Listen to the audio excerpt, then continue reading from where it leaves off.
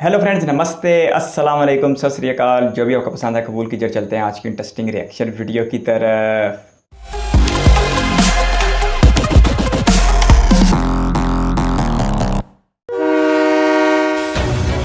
Vande Bharat express सिर्फ 52 second में 100 kilometre प्रति घंटे की स्पीड पकड़ सकती है।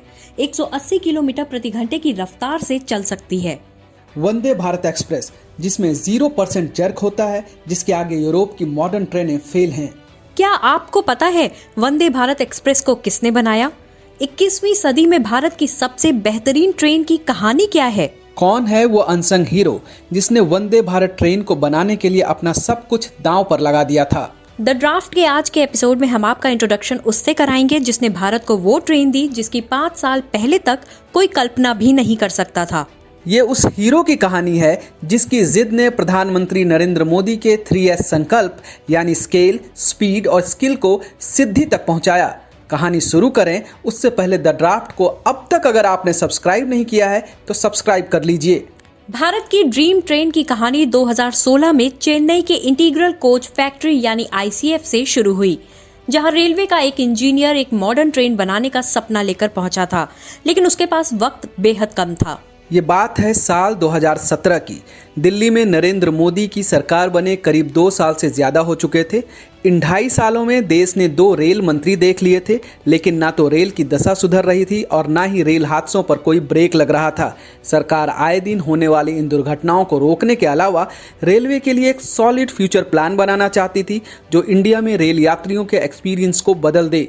इन चैलेंजेस को देखते हुए साल 2017 के शुरुआती महीनों में प्रधानमंत्री नरेंद्र मोदी ने दिल्ली में रेल मंत्री और रेलवे के टॉप अधिकारियों की एक बैठक बुलाई। इन अधिकारियों की बैठक में पीएम नरेंद्र मोदी ने कहा, हमें वर्ल्ड क्लास ट्रेन बनानी है। हमें रेल यात्रियों को आरामदायक, सुरक्षित और मॉडर्न ट्रेन देनी है। इसके लिए आप लोग प्लान बनाइए और बताइए ये कैसे होगा। इस मीटिंग के बाद रेल अधिकारियों की अलग अलग टीम बनी और वो जापान और यूरोपीय देशों की बेहतरीन ट्रेनों को देखने और उसे खरीदने की तैयारी करने लगे। कई हफ्तों की विदेश यात्रा के बाद रेलवे अधिकारी लंबे लंबे प्रेजेंटेशन और बड़े बड़े रेलवे कैटलॉग के साथ पीएम की मीटिंग का इंतजार कर रहे थे। जब ये सब चल रहा था तो एंट्री हुई इंटीग्रल कोच फैक्ट्री यानी ICF के जनरल मैनेजर सुधांशु मणि की। 1981 में रेलवे ज्वाइन करने वाले सुधांशु मणि 1990 से भारत में मॉडर्न रेलवे का सपना देख रहे थे। शायद अब वक्त आ गया था कि वो भारतीय पटरियों पर मॉडर्न रेलवे को दौड़ते हुए देखें। साल 2016 में ICF के जनरल मैनेजर बनने के बाद जब उन्हें ये पता चला कि देश में रेलवे के मॉडर्नाइजेशन की बात हो रही है, तो उन्होंने अपने यंग इंजीनियर्स की टीम से कहा, मैं मॉडर्न ट्रेन डिजाइन करना चाहता हूँ, क्या आप लोग मेरा साथ देंगे? उनकी ये बात सुनकर सारे इंजीनियर्स बहुत खुश हुए। सबने उनका समर्थन किया, लेकिन यहाँ कुछ डाउट्स भी थे। उन्होंने पूछा, रिसर्च और डेवलपमेंट के लिए पैसा कहाँ से आएगा? क्या हमें इसकी इजाजत मिलेगी? रेल मंत्रालय से मंजूरी कौन दिलाएगा? इस पर सुधांशु मणि ने कहा, मैं तुम्हारा लीडर हूँ, मंजूरी दिलाने की जिम्मेदारी मेरी है। रेलवे बोर्ड और रेल मंत्रालय से मंजूरी दिलाना अपने आप में एक बड़ा काम था, क्योंकि वहां कई तरह की रुकावटें थी। रेलवे बोर्ड के ज्यादातर अधिकारी इस पक्ष में थे कि भारत में ट्रेन डिजाइन करने से बेहतर है विदेशों से ट्रेन खरीद ली जाए। विदेशों से ट्रेन खरीदने के लिए कई रेलवे डीलर भी साठगांठ में लगे हुए थे, इसलिए इसकी ज्यादा आशंका थी कि सुधांशु मणि का प्रपोजल खारिज हो जाए। यानी सपना टूटने की आशंका ज्यादा थी, लेकिन सुधांशु मणि ने कोशिश करने से पहले हारना नहीं सीखा था। इसलिए रेलवे बोर्ड को सीधे प्रपोजल भेजने की जगह वो रेलवे बोर्ड के चेयरमैन के पास पहुंचे। उन्होंने रेलवे बोर्ड के चेयरमैन को कहा, मैं और मेरी टीम एक स्वदेशी मॉडर्न ट्रेन बनाना चाहते हैं, क्या आपको लगता है कि हम ये कर सकते हैं? इस पर बोर्ड के चेयरमैन ने कहा, मुझे यकीन है आप और आपकी टीम ये कर सकती है, लेकिन बोर्ड मुझे पीछे खींच रहा है। जवाब में सुधांशु मणि ने कहा, आप चेयरमैन हैं, आपको विदेश से जो खरीदना है खरीद लीजिए, मुझे सिर्फ 2 ट्रेन बनाने की इजाजत दीजिए और आप विदेशी ट्रेन को खरीदने में जितना खर्च करेंगे उसके 1/3 खर्च में मैं स्वदेशी ट्रेन बना दूंगा। फिर भी रेलवे बोर्ड के चेयरमैन इसके लिए तैयार नहीं थे। इसके बाद सुधांशु मणि ने आखिरी कोशिश की और कहा, अगर आप मुझे स्वदेशी ट्रेन बनाने की इजाजत नहीं देंगे तो मैं आपके कदमों में गिर जाऊंगा और तब तक आपका पैर नहीं छोड़ूंगा जब तक आप मुझे इसकी इजाजत नहीं दे देते। सुधांशु मणि इसके बाद चेन्नई में ICF के दफ्तर पहुंचे। उन्होंने अपनी टीम को बुलाया और कहा, मैं इजाजत लेकर आ गया हूं, अब आगे बढ़ते हैं। इस बात को सुनकर वहां सब खुश हुए, लेकिन कुछ लोगों के मन में सवाल थे। कुछ इंजीनियर्स ने पूछा, हम में ये करने की क्षमता है, हम नई मॉडर्न ट्रेन बना सकते हैं, लेकिन अगर हम फेल हो गए तो 200 करोड़ रुपए का प्रोजेक्ट है, नाकामी की जिम्मेदारी कौन लेगा? इस पर सुधांशु मणि ने कहा, अगर हम इस शानदार ट्रेन को बनाने में कामयाब हो जाते हैं तो इसका क्रेडिट आप लोगों को जाएगा, लेकिन अगर फेल हो गए तो जिम्मेदारी मेरी होगी। इसलिए आप लोग ये चिंता मत कीजिए और काम में लग जाइए। एक ओर आईसीएफ में पहली स्वदेशी मॉडर्न ट्रेन बनाने की तैयारी चल रही थी, दूसरी ओर दिल्ली में रेलवे अधिकारियों की एक टीम विदेशी कोच खरीदने की तैयारी कर पीएम मोदी से मिलने पहुंची। पीएम मोदी ने रेलवे अधिकारियों की पूरी बात सुनी और कह दिया, विदेशी ट्रेन नहीं, स्वदेशी ट्रेन बनाइए। ट्रेन ऐसी हो जो भारत में भारत के इंजीनियर बनाएं और भारत की पटरियों पर तेज रफ्तार से दौड़ सके। पीएम की बात सुनकर रेलवे अधिकारी सख्ते में थे। उन्हें ये बिल्कुल समझ नहीं आ रहा था कि अब वो क्या करें। इधर चेन्नई में आईसीएफ के जनरल मैनेजर सुधांशु मणि को लग रहा था कि मॉडर्न ट्रेन बनाने का उनका सपना पूरा होने वाला है, लेकिन अभी इसमें काफी ट्विस्ट एंड टर्न्स बाकी थे। सुधांशु मणि ने इंजीनियर्स की एक टीम बनाई, कंसल्टेंट्स हायर किए गए, पूरे प्रोजेक्ट के लेआउट का काम शुरू हो गया। इंजीनियर्स को तेजी से काम करने का लक्ष्य दिया गया, लेकिन तब एक ऐसा सवाल सामने आया जो पूरे प्रोजेक्ट को खत्म कर सकता था। इंजीनियर्स की टीम ने अपने जीएम सुधांशु मणि से पूछा, अभी अप्रैल 2017 चल रहा है, एक मॉडर्न ट्रेन डिजाइन करने में कम से कम 36 से 42 महीने का समय लगता है।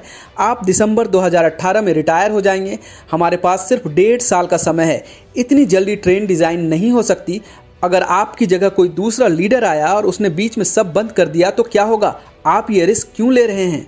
ये सवाल बड़ा भी था और परेशान करने वाला भी। इस सवाल से एक बार ऐसा लगा कि सुधांशु मणि अपने पैर पीछे खींच लेंगे, लेकिन सुधांशु मणि ने कहा, बात सही है, लेकिन मेरे पास इसका सॉल्यूशन भी है। हमारे पास भले ही यूरोप की तरह वर्क इंफ्रास्ट्रक्चर नहीं है, हमारे पास जापान के इंजीनियर्स वाला दिमाग नहीं है, लेकिन हम भारतीय हैं, हमें गधे की तरह काम करना आता है, वो हम कर सकते हैं। इसलिए हम गधों की तरह काम करेंगे, दिन रात 24 घंटे काम में लगेंगे। अगर हमने ऐसा किया तो दिसंबर 2018 से पहले ट्रेन बनकर तैयार हो जाएगी। दिसंबर 2018 का टारगेट था और इस ट्रेन को नाम दिया गया ट्रेन 18 और फिर काम बिजली की स्पीड से शुरू हो गया। लेकिन तब तक पूरी दुनिया को ये पता चल चुका था कि भारत में मॉडर्न ट्रेन डिजाइन हो रही है। इसका प्रेशर बहुत ज्यादा था, कहीं फेल हो गए तो क्या होगा? भारत में पहली बार मॉडर्न ट्रेन डिजाइन हो रही थी।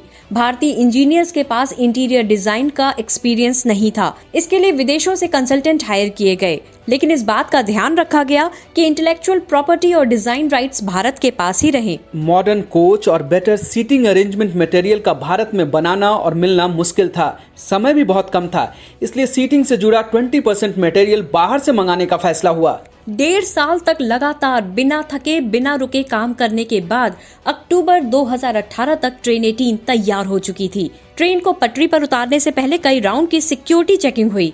स्पीड, ब्रेक और कंफर्ट के लिए इसे कड़े इम्तिहान से गुजरना पड़ा। और फिर 15 फरवरी 2019 को भारत की पहली ट्रेन 18 की शुरुआत हुई। नाम रखा गया वंदे भारत। दिल्ली से वाराणसी के बीच चली इस ट्रेन का शुभारंभ प्रधानमंत्री नरेंद्र मोदी ने हरी झंडी दिखाकर किया। ये मौका आईसीएफ और उसके जीएम सुधांशु मणि के लिए बेहद खास था। उनका एक सपना पूरा हो रहा था। वैसे ये सपना सिर्फ उनका नहीं, बल्कि 140 करोड़ भारतीयों का था जो भारत में मॉडर्न ट्रेन देखना चाहते थे। लेकिन वंदे भारत की कहानी सिर्फ इतनी नहीं है, इस ट्रेन के व्हाइट कलर की कहानी भी काफी इंटरेस्टिंग है।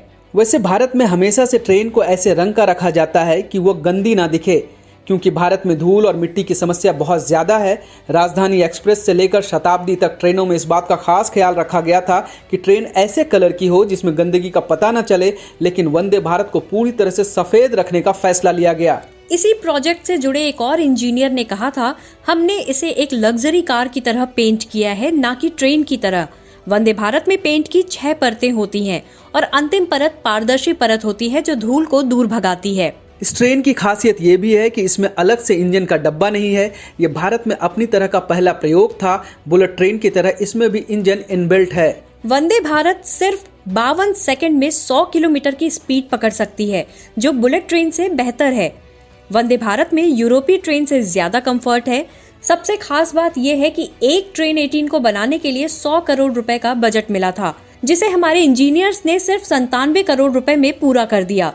वहीं अगर इस ट्रेन को विदेश से खरीदा जाता तो 200 करोड़ रुपए खर्च करने पड़ते। कुल मिलाकर वंदे भारत एक्सप्रेस भारत को 21वीं सदी में मॉडर्न रेलवे का सबसे बड़ा गिफ्ट है और उसके हीरो हैं इंजीनियर सुधांशु मनी और उनकी टीम। सुधांशु मनी के बारे में आज भले ही कम लोग जानते हों, लेकिन उनके सपने ने भारत को रेलवे की नई ऊंचाई दी है। वंदे भारत एक्सप्रेस के चेयर कार वर्जन के बाद अब स्लीपर वर्जन की तैयारी हो रही है। अगले 3 साल में 400 वंदे भारत एक्सप्रेस को पटरी पर उतारने का प्लान है और जब ये ट्रेनें पटरी पर दौड़ेंगी तो भारत रेल यात्रा के नए युग में प्रवेश कर जाएगा। आपको हमारा ये एपिसोड कैसा लगा जरूर बताइए। बात है जी, बहुत ही शानदार। एक ऐसा शख्स जो कभी मंजर आम पे नहीं आया, लेकिन भारत में रेलवे की तारीख और तस्वीर दोनों को बदलने में कामयाब हो गया।